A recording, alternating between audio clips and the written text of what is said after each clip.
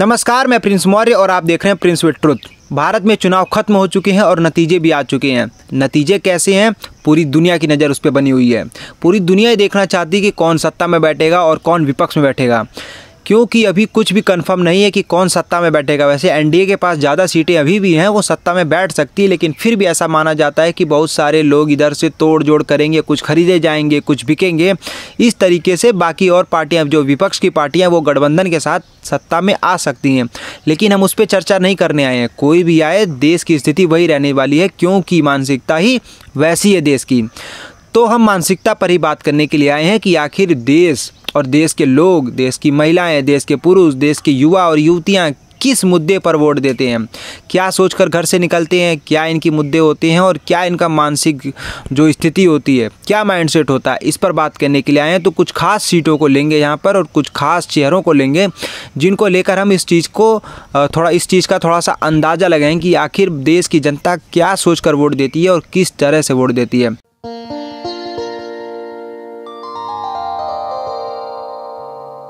तो सबसे पहले बात करते हैं प्रज्वल रेवन्ना की।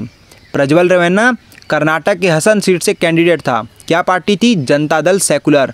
ये एनडीए के साथ गठबंधन में भी था और प्रधानमंत्री नरेंद्र मोदी ने इसके लिए चुनाव प्रचार भी किया था। लेकिन इसकी बात क्यों कर रहे हैं? इसकी बात इसलिए कर रहे हैं क्योंकि चुनाव प्रचार के बाद ही इसके ऊपर आरोप लगा और इसके खिलाफ कुछ सबूत भी मिले कि इसने 400 से ज़्यादा महिलाओं के साथ यौन हिंसा की है, उनके कपड़े उतरवाए, वीडियोज़ बनाए और उसका कलेक्शन इसने रखा हुआ था। इतनी बड़ी इसकी फैंटेसी थी। और उसके बाद जब ये सारी खबरें बाहर आई और इसकी सारी वीडियोस लीक हो गई और पूरी दुनिया ने इसको देखा, भारत में तो देखा ही देखा, पूरी दुनिया ने इसको देखा। ट्विटर पे भी वीडियो चली और बाकी सोशल मीडियाज़ पर भी वीडियोस चली और जिन लोगों के साथ इसने किया था उनको अपना घर, अपना शहर भी छोड़ना पड़ा और ये भाग गया था जर्मनी चुनाव के बीच। उसके बावजूद ये इलेक्शन में उठा और उसने इलेक्शन लड़ा और उसके बाद 42,649 वोटों से हार गया। किसने हराया? इंडियन नेशनल कांग्रेस के कैंडिडेट थे श्रेयस एम पटेल। उन्होंने इसको 42,649 वोटों से हरा दिया। कितने वोट पाकर? 6,72,988 वोट उनको मिले थे। लेकिन प्रज्वल रेवन्ना को हराया वो तो ठीक है, फिर भी प्रज्वल रेवन्ना को वोट मिले। कितने वोट मिले? 6,30,339 वोट इसको मिले। इतना ज़्यादा वोट इसको मिला है जो कि इसने रेप किया था और 400 से ज़्यादा लोगों का रेप किया था। दादी की उम्र से लेके छोटी बच्ची तक को इसने नहीं छोड़ा, सरकारी ऑफिसर्स को नहीं छोड़ा, पुलिस वाली जो महिला कांस्टेबल्स तक को नहीं छोड़ा, किसी को इसने नहीं छोड़ा। जिसको पाया उसी के साथ यौन हिंसा, रेप और जैसे अपराध किए और वीडियोस बनाए, कलेक्शन बनाए।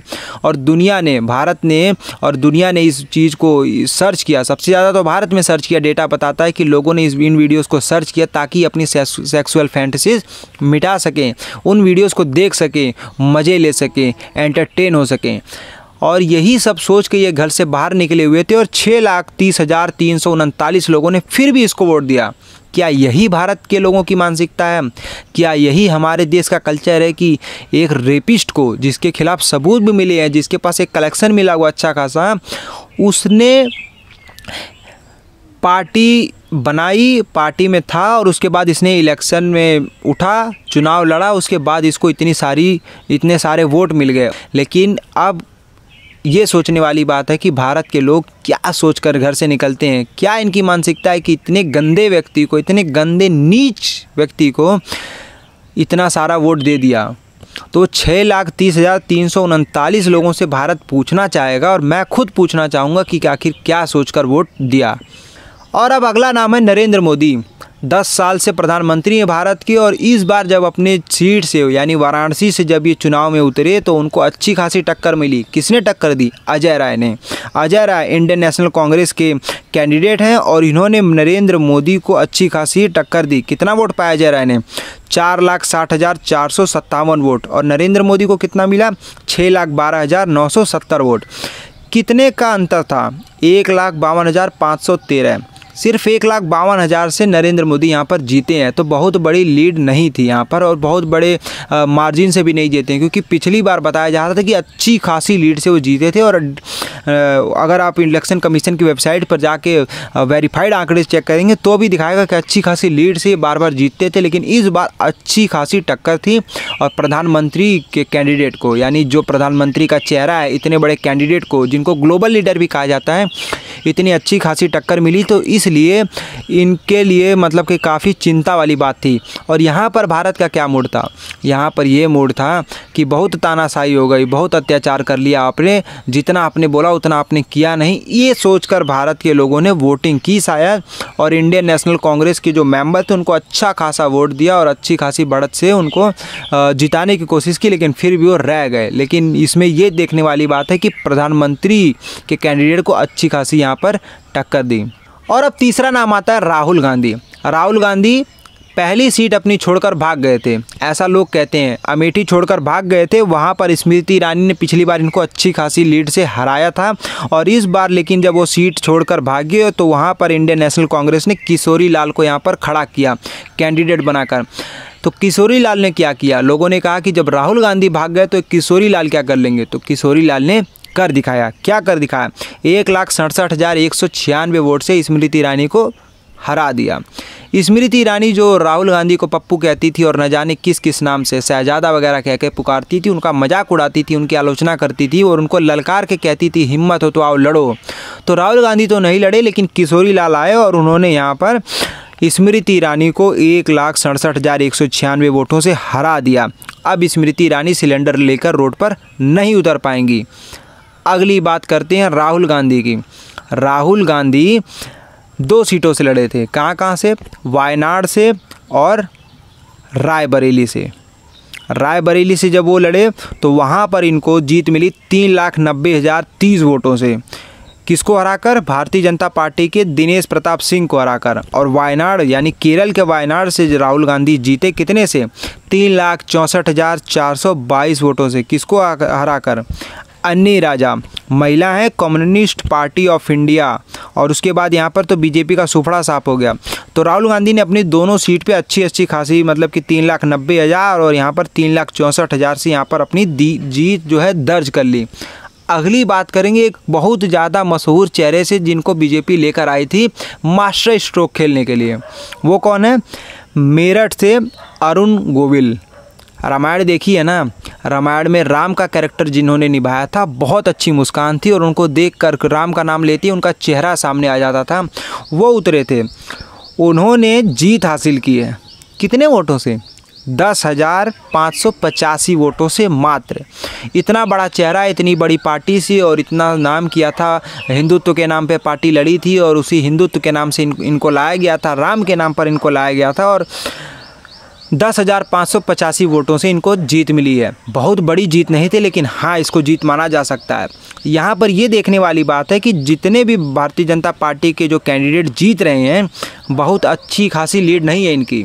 तो अच्छी खासी लीड नहीं है इनकी, तो इसका क्या मतलब है? इसका यही मतलब है कि अब धीरे धीरे जनता के अंदर इनका जो क्रेज़ है, इनका जो एक नाम था वो कम होता जा रहा है।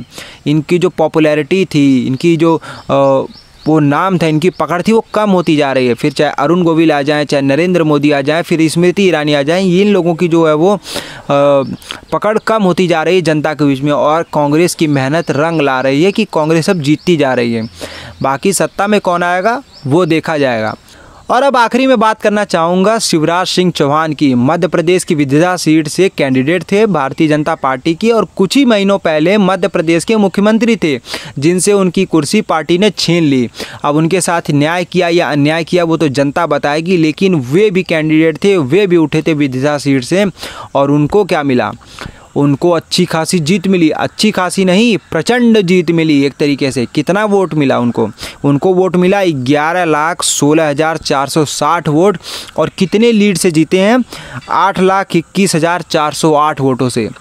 8,21,000 छोटी मोटा नंबर नहीं है, ये बहुत बड़ा नंबर है। और नरेंद्र मोदी कितने से जीते हैं? 1,52,000 कुछ वोटों से।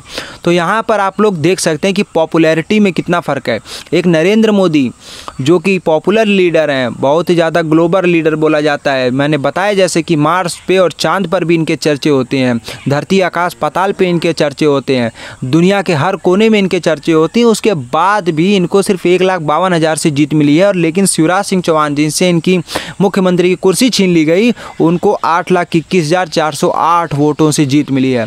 तो शिवराज सिंह चौहान ने जलवा जो है वो दिखा दिया है नरेंद्र मोदी को कि आप ही मशहूर नहीं हैं, आपके नाम से वोट नहीं मिला है, मैंने यहाँ पर कुछ काम किया था, मैंने इनके दिल में जगह बनाई थी, मैंने इनको प्रसन्न किया था, इस वजह से मुझे वोट मिला है। और बताने की क्या ज़रूरत है, वोट के जो नंबर हैं वही बता रहे हैं, जो लीड है वही बता रही है। तो शिवराज सिंह चौहान के साथ साथ उनकी पार्टी की जितने मेंबर थे सब ने 4 लाख, 5 लाख और 6 लाख ऐसे ऐसे बढ़त से जीत बनाई है। मध्य प्रदेश ने जलवा जो है वो भारतीय जनता पार्टी का दिखाया है।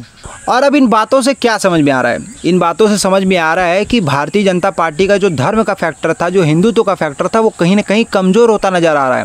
नरेंद्र मोदी अपनी सीट खुद किसी तरह बचा पाए, 1,52,000 वोट से ये जीते हैं।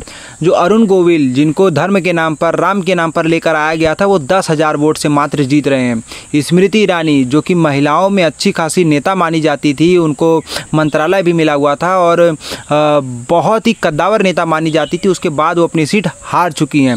जो कि राहुल गांधी को ललकारती थी, वो भी अपनी सीट हार चुकी हैं। और उसके बाद सबसे बड़ी बात यहाँ पर देखने वाली कि अयोध्या जहाँ पर राम मंदिर बना था, जिस पर पूरा ये 2024 का चुनाव टिका हुआ था, वो सीट, फैज़ाबाद की सीट, नरेंद्र मोदी और भारतीय जनता पार्टी अपनी सीट हार चुके हैं। उसके बाद यहाँ पर सबसे बड़ी बात ये देखने वाली है कि इन्होंने सपोर्ट किसको दिया।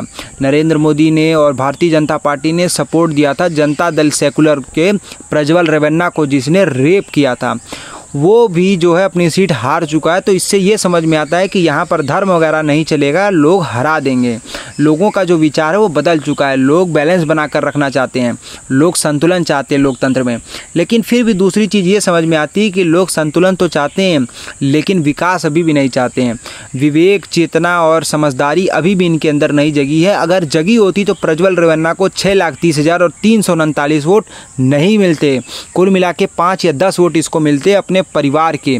और परिवार के लोग अगर समझदार होते तो उसको वो भी वोट नहीं मिलते। रेपिस्ट को कौन वोट देता है? जिसके खिलाफ सबूत हो, जिसने इतना बड़ा कलेक्शन रखा हो रेपिस्ट, रेप करने का, उसको कौन वोट देता है? फिर भी उसको 6,30,339 वोट मिले। किस नाम पे मिले? धर्म के नाम पे। तो इसका मतलब है कि कहीं न कहीं अभी भी अंधभक्ति और अंधविश्वास बचा हुआ है कि धर्म के नाम पे, जाति के नाम पर और संप्रदाय के नाम पर वोट दे दिया जाए। नहीं तो प्रज्वल रेवन्ना कुछ नहीं था, ये किसी एक्स प्राइम मिनिस्टर का पोता ही तो था, लेकिन इतना बड़ा अपराध किया था। फिर चाहे वो किसी का पोता हो, फिर चाहे स्वर्ग से क्यों ना उतरा हो, उसने अपराध किया था, उसको वोट तो नहीं मिलना चाहिए था। एक आध मर्डर किया हो तो समझ में आता है, इसने ये जो अपराध किया है उसकी तो कोई माफ़ी ही नहीं है, फिर भी उसको वोट दिया गया। तो ये भारत की मानसिकता, ये संतुलन तो बनाना चाहती है लेकिन सही तरीके से संतुलन नहीं बना पाती। रेपिस्ट को वोट दिया, ये सबसे बड़ा अपराध है भारतवासियों का। और उसके बाद मंगलसूत्र चोरी हो जाएगा कि अफवाह उड़ाने वाले व्यक्ति को भी इन्होंने वोट देकर जिता दिया है। इस तरीके की सारी चीज़ें की हैं। तो ये भारत की मानसिकता है। सबसे बड़ी ये चीज़ देखने वाली है कि ऐसे ऐसे लोगों को वोट देकर यहाँ पर जिताया गया है जिनको मतलब कि जिनकी कोई वैल्यू नहीं थी। ऐसा नहीं कि बुरे लोग सिर्फ भारतीय जनता पार्टी में। यहाँ पर संतुलन बनाकर ये बोलना चाहता हूँ कि हर पार्टी में ऐसे अपराधी हैं, कोई सामने आ गया है और कोई छुपा हुआ है। किसी का सच सामने आ गया और किसी का सच छुपाया जा रहा है। नहीं तो पार्टियाँ बदलती रहेंगी तो सच सामने आते रहेंगे।